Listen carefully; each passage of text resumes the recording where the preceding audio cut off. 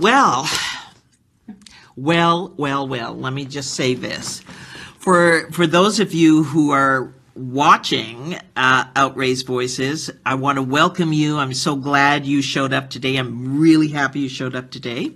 I'm your host, Sharon Lee Williams, and today I am going to bring on our CEO, I should say, for today is Christy Nichol. Now, Christy, her mom is Kalina Phillips.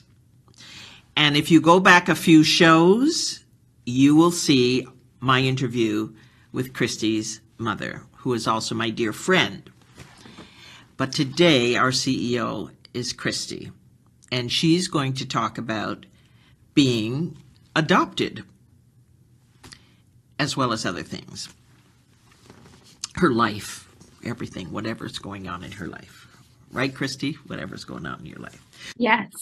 But before we do that, I'm going to talk a little about Christy, what's happening. Christy is a burnout recovery specialist and executive coach. And Christy has equipped countless small business owners, successful professionals, and other service providers with the tools they need to break through burnout. Having experienced burnout multiple times in her 20-year career as a professional sports therapist, she witnessed firsthand the impact that stress had on her body and the lives of her clients. Her program helps successful professionals have more time, regain their energy, and find their joy again, without having to go on stress leave or walk away from the success they've created. Clients constantly tell her how amazed they are with how quickly she helps them sleep better. Oh, I can go for that. Feel calmer and have more energy while continuing to thrive professionally.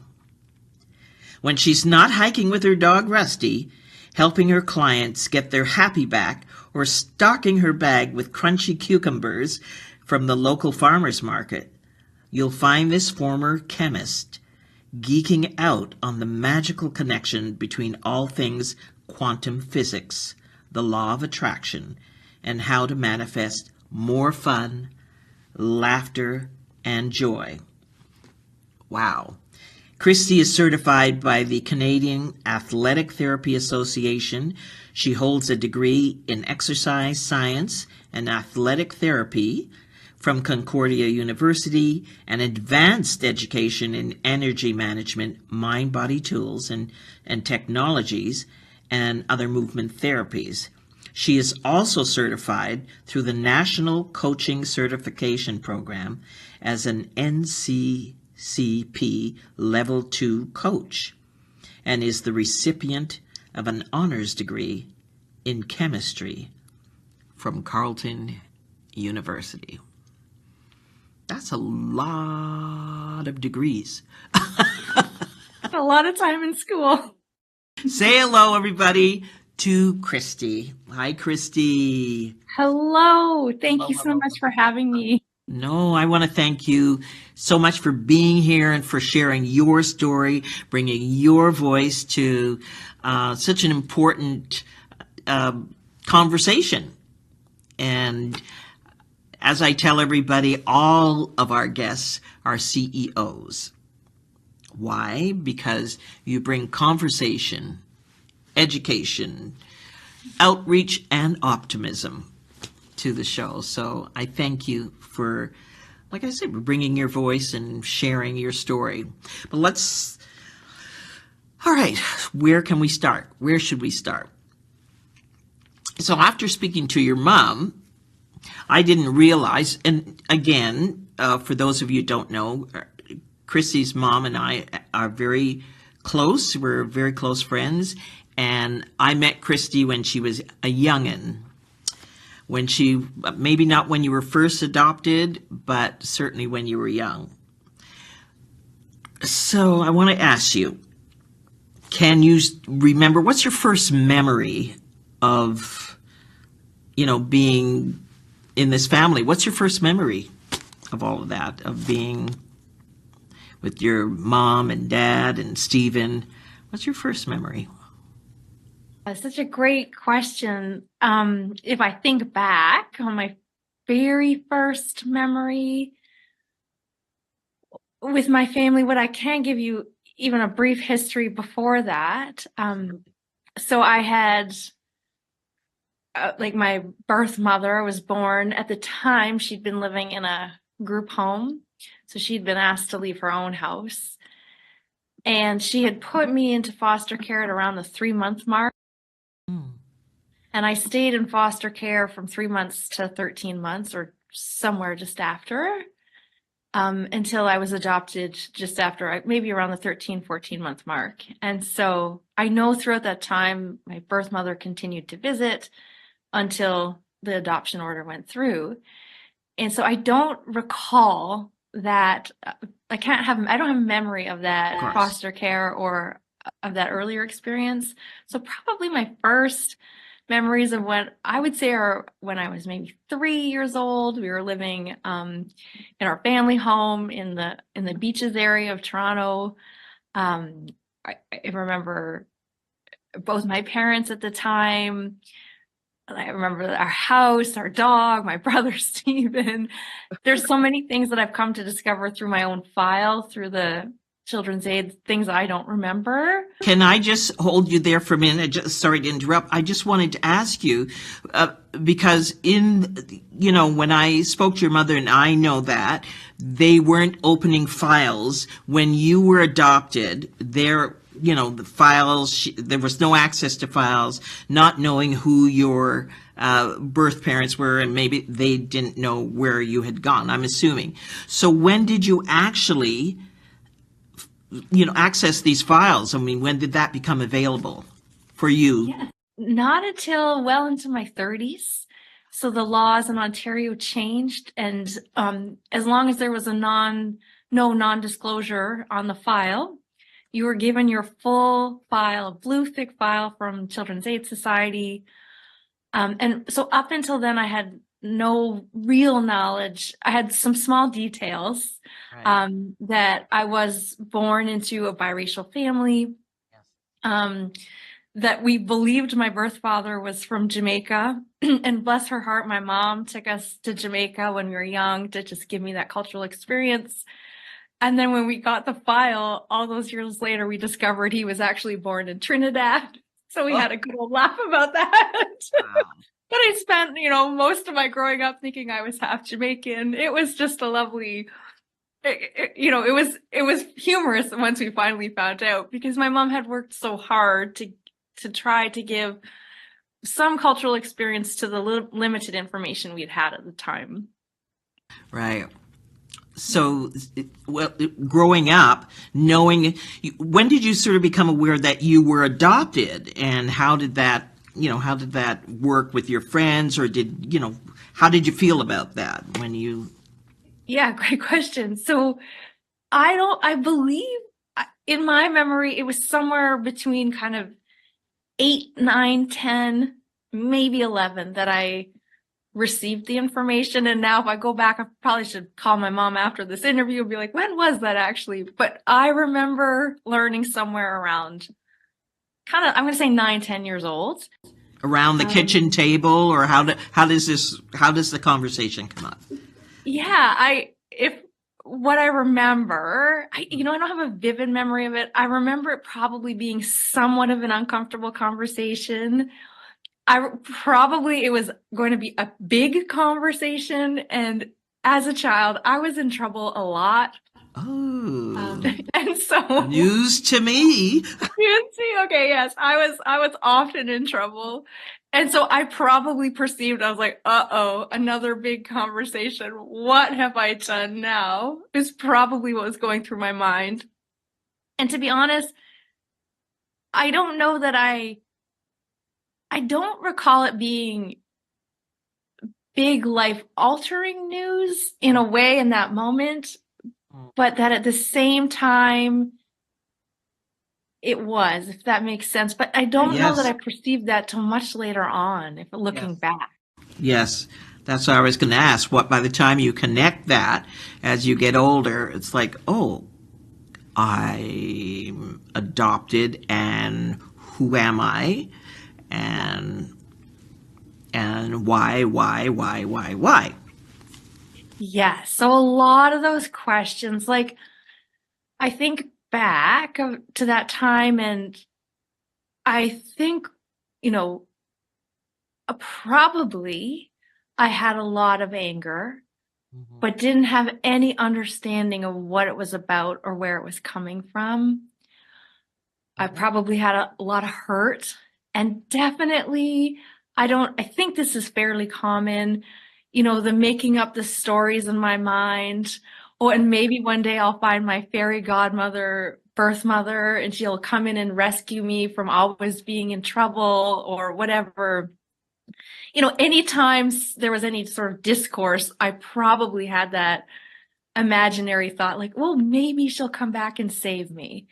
Absolutely, absolutely. Mine was, I used to think, as a foster child, I used to wonder if my mother had to be a movie star. Maybe she was a movie star and she had to give me I had these stories and they were lovely fantasies and all that stuff. So I totally get creating a story in your mind. Absolutely. And I think for myself, you take that until you have a deeper understanding of it, you can take that into even adulthood, Yeah. creating almost like fantasy connections, with people or beyond, or I don't know how to describe that exactly, but this place of like almost assuming that something will be the rescue when really, in fact, it's yourself. Wow. Yeah. Wow. That Wow. makes sense. Yes, absolutely, it makes sense. So when you say in relationships, is this relationships with partners, with friends, with when you had those stories going forward? I think part of what happened in my world, I can only, I guess, speak for myself, but it was the idea that it was really easy, funny enough, it was easy to attach to people in some ways, or over attach. Um,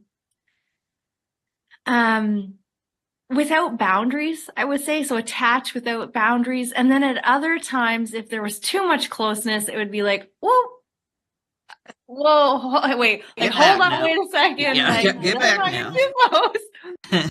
You might leave, therefore I just need to keep my guard up. So, there was a lot of nuances in my own life. I had really no recollection or recognition that it was happening for me until till into my 30s, when I started to look at certain things in my life and how they were playing out. And a coach of mine, suggested, do you think it might be related to your adoption? And the way she said it, honestly, up until that point, it had never occurred to me. I was like, no, I'm adopted. I'm fine. I think nothing of it. It doesn't, I had no energy around it. But somehow when she said that to me, like the floodgates opened, and when someone touches a piece of you and they're on to something and you just know, you're like, oh, this is big. I had no idea. Because really until then I had just gone through my life as though, yeah, I'm adopted. That's just the way it is. So when you introduced yourself to people, did you ever say, I'm adopted, or was that a conversation if you're with a partner or anybody? Did you have that conversation with people? I'm adopted. Hi, I'm Christy. I'm adopted. Or how did that work for you? Hi, I'm Christy. I'm adopted. I'm a card-carrying member of the adoptee family. You know what? No, I think it's something I protected quite closely until I knew people very well. I still do. I mean, it comes out, I share the story, but it's not the like, hi, I'm Christy, I'm adopted. Right. It's if you're someone who deserves to know this, then you get to have this piece of information. But because I love my parents so dearly, I feel like I am of their family. We're family. I don't feel a need to do that, except with those closest to me. Um, unless it makes sense to do so. Does that make sense? Yes, yes, yes. But I just want to know the energy, unless it makes, not having people know that, but you're saying the energy around that. I'm not, unless I let you in or you're in my inner circle, I'm not going to share that with you because, is it because is it a disrespect you felt to your family, or is it, what is it? I don't know. Interesting, because the first words that came to mind when you start saying that is because it's none of your business. Well, that's good enough. Does that make sense? That's good enough. It's good enough. Like, it's none of your business unless I think a certain level of intimacy is required, like is there, and then I feel okay, like this is information I'm going to share with you like I would a close friend. I'm not, or people I don't know, I'm not going to tell them everything. I happen to be a highly private person. So perhaps if I was, you know, how some gals and folks are like, they're open books. It's kind of not how I roll. I tend to be more private. But if it makes sense to share this, either in this medium, it absolutely does. I appreciate it. Yeah. Otherwise, I was like, oh, it's just a piece of information. Like, I like the color blue and I'm adopted. Yeah. Okay. So going back before you discovered, because now you're a full-fledged coach and you have these tools, because I say to people, being a coach, we didn't have this language about limiting beliefs and not good enough and all that. We just live in the world and do the things we do. If you look back, did you feel that you had any shame around being adopted? Yeah, now as an adult, Yeah, as an and even adult. at the time, absolutely I did. I just didn't recognize it. I didn't have the words for it. Right. I think back to my school, like during my school years, like elementary school years. I think other kids might have been more aware of it than I even was. If I think back, there was some bullying in school, and I wonder if now looking back, if that had something to do with it. And then when you have that sort of lack of sense of belonging, it's easy to give your power away to others or take what they're saying as the truth, so to speak. So I think I definitely had a lot of shame, but would never have had the words for it until I was well into my 30s. Of course, when we have this languaging, we don't know how we're reacting. Why are we reacting this way? And how did we bring it into these relationships as we got older? It's a big thing, because I do understand having shame around. I had shame around being a foster child. So I ask you that, and we reacted in two different ways because we're unique people. So now, as a coach, what tools did you find for yourself that help you to maybe look at this as sort of resilience or strength, or take all of these things and put it, the Christy mélange, as you put it, and say, well, yeah, I'm Christy and I'm made up of all this. What tools did you use to say, okay? I think the earliest part, so I think in my early 30s, that's when I knew something was up. And perhaps if I look back, I can say maybe I was at the edge of my coping skills at the time. And I was in business, I'd started a business, but I think I had a lot of anxiety. I would say, I don't know that I was ever diagnosed this way, but if I could look at it, I would have said I had some clinical depression at the time. And I just knew I felt blah, and I couldn't understand. Up until then, I'd been always able to sort of mask it with the like happy on the outside, but feeling kind of crappy on the inside.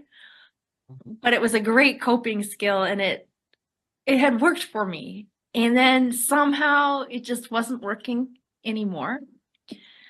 And I recall going to a doctor, and she had prescribed some anti-anxiety, I think at the time, like a sample thing. And I took one pill of Paxil, and I was like, I don't know, there was a voice in my head, and it's just like, there has to be another way. There was something about it for me in that moment. I was like, this isn't my path.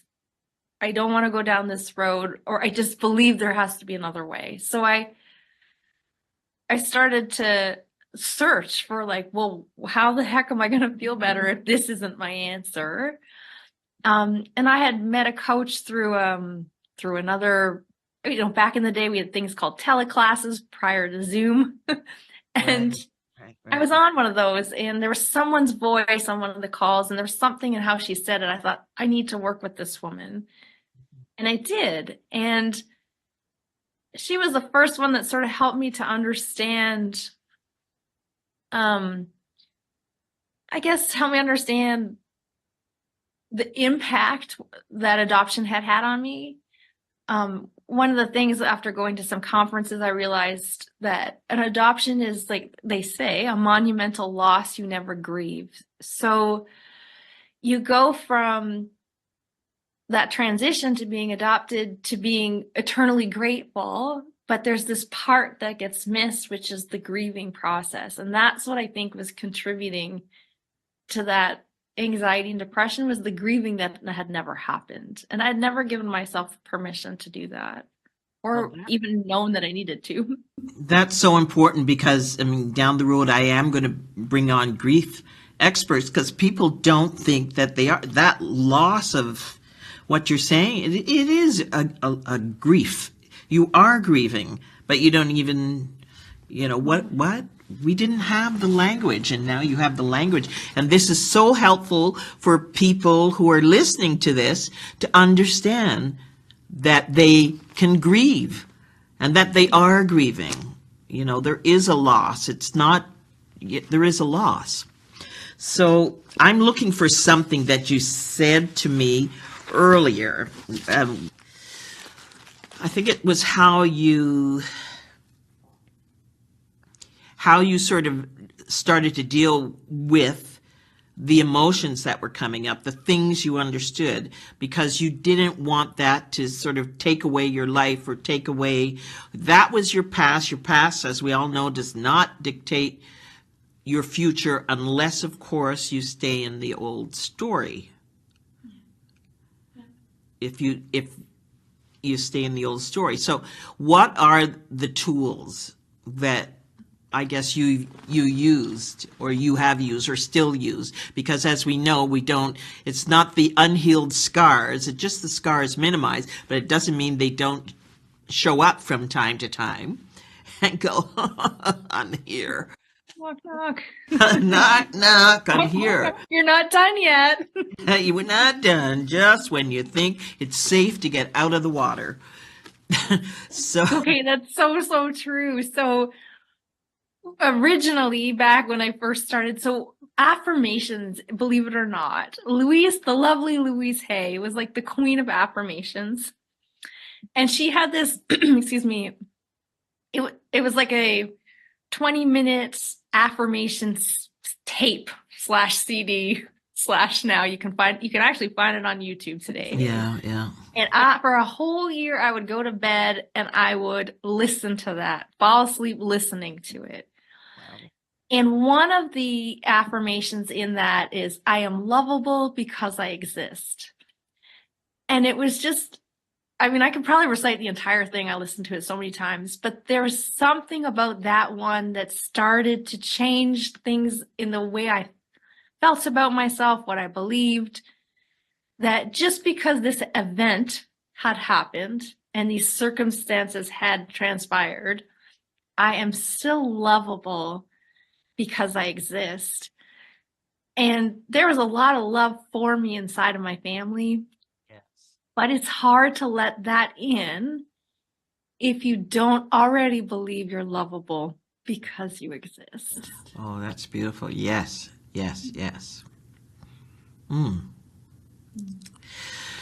So my next question for you is, really about your biological mother or father or both.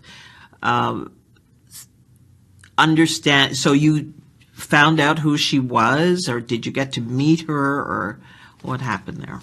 Yeah, so to this day, I have yet to actually meet my birth mother. I have a file.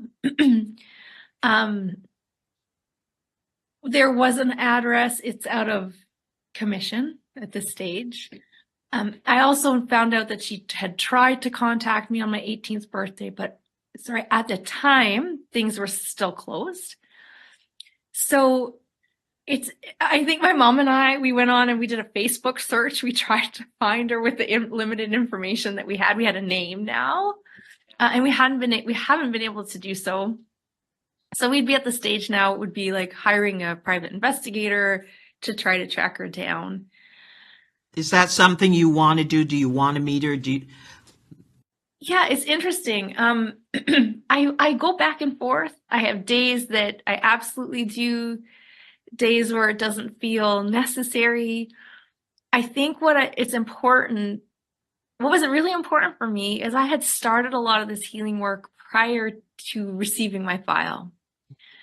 And that felt really good because by the time I received the information, I'd already started to heal some of those, quote unquote, the wounds of adoption or foster children, like that sense of belonging and not lovable or am I good enough, all those things. And I got to a point where I think at this stage, the one deepest reason I would have is just to express my sincere gratitude for the absolute pain of the decision that would have been. For having the courage to make the decision, for walking away. For clearly she wanted to stick around, but just was not in the circumstance to do that. Right. And so I have just profound gratitude for her courage and her loss too. And her loss. That's beautiful, Christy. It's great that you've arrived at that. Yeah. Yeah. And that's a sense of, so you feel fulfilled with that, because would it make a difference if you met her except to see maybe the visuals or, something like that, or to know if you had extended family, but you have family. What is family? Well, that's it. That's to me, I was like, I have a great, beautiful, loving family. They love me deeply. Yes. I feel very fortunate and blessed to have just a really loving relationship with both of my parents. And I have zero doubt that they love me as their own daughter, No, they do. No doubt whatsoever. And you have a wonderful your brother, Stephen. Yes. And, nieces and nephews. Nieces. You're full. Yeah. I have my family, and I have this recognition and awareness that, I have a belonging to another place. And it's not that, like you said, it comes back in stages. You think you've healed, quote unquote, the wound or whatever you want to call it. And then you see it show up. To me, how it works is I'll look at my life and I'll feel stuck in a particular way, or things aren't going the way that I want them to, or I'm not moving forward the way that I want to. And lo and behold, I go and I do the inner work. I use other tools like EFT tapping, EMDR, a lot of the kind of EMDR, EMDR, sorry, what is EMDR? Yeah, so with the rapid eye movement to help with trauma release. Oh, okay. Because this is really in and of itself, it is a trauma to the nervous system. You've gone from you've gone through the womb with one person, right? There's an attachment that's formed. There's a safety that's formed. Your neurological system is developing, and then you're shifted. And I think a lot of times, well, I guess I'll speak for myself. I don't know for adoptees and all foster children, but for myself, you can, you can feel a little bit powerless inside of the situation, like you didn't have the opportunity to choose or decide. Right. And all this is all this is happening without any of your input, really. And so that deeply impacts your nervous system and the way that it develops.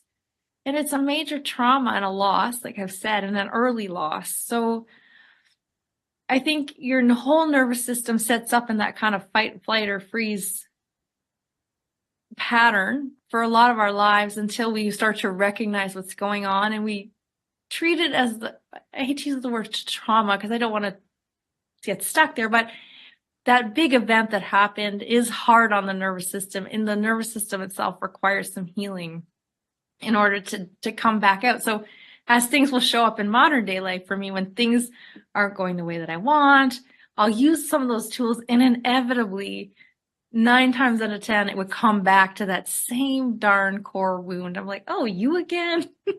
Yeah. You're still here. I still have feelings and emotions about this.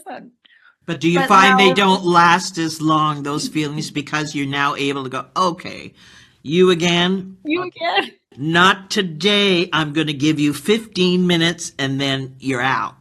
That's it. You're out. I don't need to stay here. We're not going to get stuck here. It's like you say, less often, less intense. Yes. And I move through it quickly, and it's like, oh, I see you for what you are. You don't need to run the show today. It's okay. I love that. You don't need. So before we close, I want to know, what advice would you give to? I have adult adoptees who are still somewhere, can be stuck in that feeling of lack of belonging and attachment and why me, and in a sense it's victimhood, but I totally get it. But what can you say to them that would encourage them or inspire them to, you yourself are an inspiration, but are there some things you could sort of help them to move forward with? I think that first thing would truly be to give yourself that permission to grieve fully and to treat it as the monumental loss that it has been in your life. And grief has stages. Grief has anger to it.